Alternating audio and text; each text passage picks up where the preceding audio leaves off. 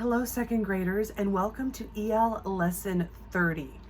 Today we are going to begin with a poem.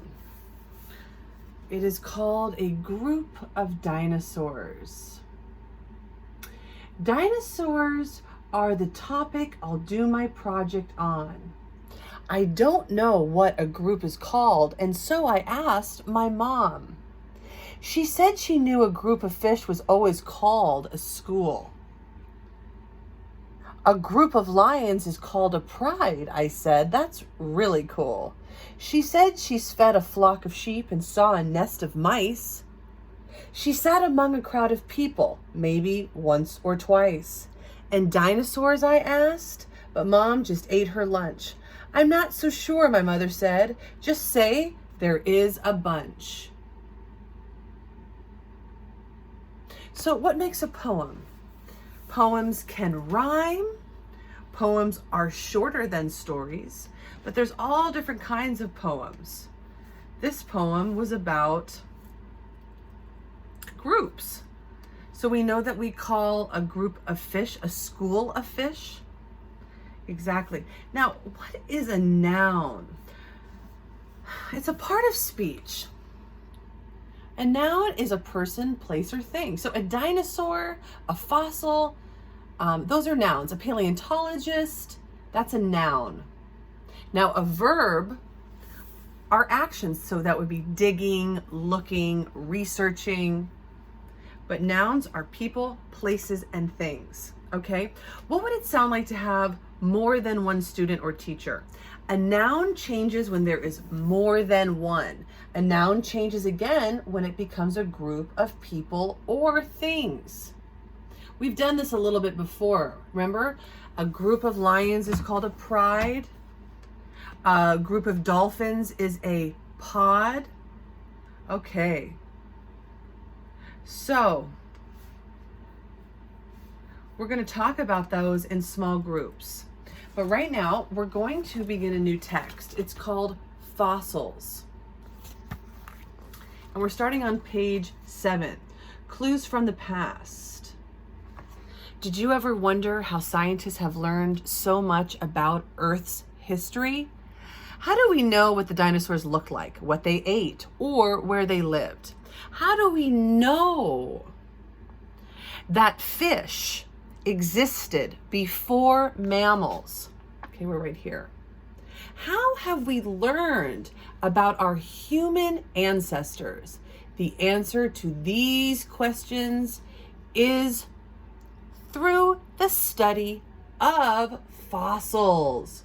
Fossils are the remains or traces of animals and plants that have been preserved in the Earth's rocky crust.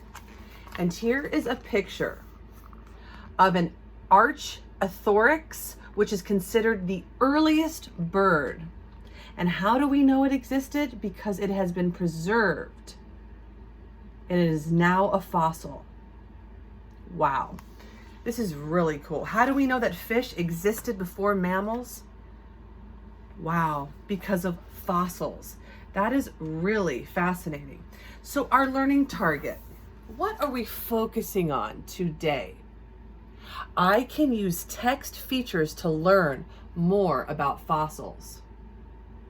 I learned something new just now. They know that fish existed before mammals. What is a mammal? A mammal has hair, and a mammal gives their baby milk. Okay. So again, what are we learning by studying fossils? What can we learn? Here's our chapter title. So we'll be spending some more time with this text. This is definitely a nonfiction text.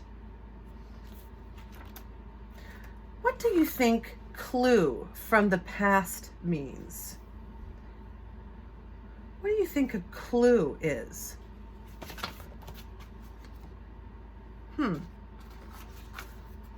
Did you ever wonder how scientists have learned so much about Earth's history?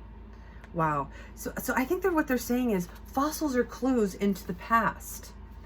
And here it says fossils right here in the gray box, fossils are the remains or traces of a living animal or plant from long ago. We're going to be talking about what we can learn by studying fossils, because there is so much to learn. All right. What is a fossil? Here's another learning target we're going to be working on. I can discuss evidence from observations of photographs with my group to sort fossils and non-fossils. What is an observation? It's something that you notice. It's something that is noticed or seen. An inference, to make a guess based on facts and observations. An inference. So I can infer. So let's take a look at some things, and you're going to tell me in small groups if these pictures are fossils or not fossils, okay? So here we go. Here's the first photograph. Are those mountains fossils or not fossils? Is that dinosaur a fossil? Is that a fossil? So what do you think about these two top ones? Are those fossils? What about the two here? Are these fossils? What is your observation? And excuse me, sorry. There you go, second graders. I dropped you. I apologize. And here we have a couple more photos. The final two. Are those last two pictures fossils? Is that cat a fossil? Or these tusks fossils? Let's discuss what you think in small groups. If those pictures, I see 2 fossils out of the 6. So you tell me what 2 things you think are fossils, because the rest I do not believe are fossils. Now you're going to be needing your purple module books. I would like you to turn to your paleontologist notebook to page 81. We're going to be working on page 81. Now the first question asks us, look closely, write 2 observations you have. I notice that fossils were once living things. That was my observation. And I also wrote, I noticed that fossils are found in the earth. So you can use my observations, or you can come up with your own. Again, I noticed that fossils were once living things. And I noticed that fossils are found in the earth. If you have another observation, you may write it and share it with me in small groups. Okay? We will be working on this bottom part about inferences later on. But thank you so much for your attention.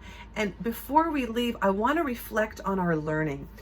I want to ask you how you think paleontologists show responsibility for their space. And what if paleontologists did not show responsibility and kept their work sites messy? Would that be a problem? Tell me if you think that would be responsible or not. All right. I appreciate your attention, and I will see you very soon. Thank you, second graders.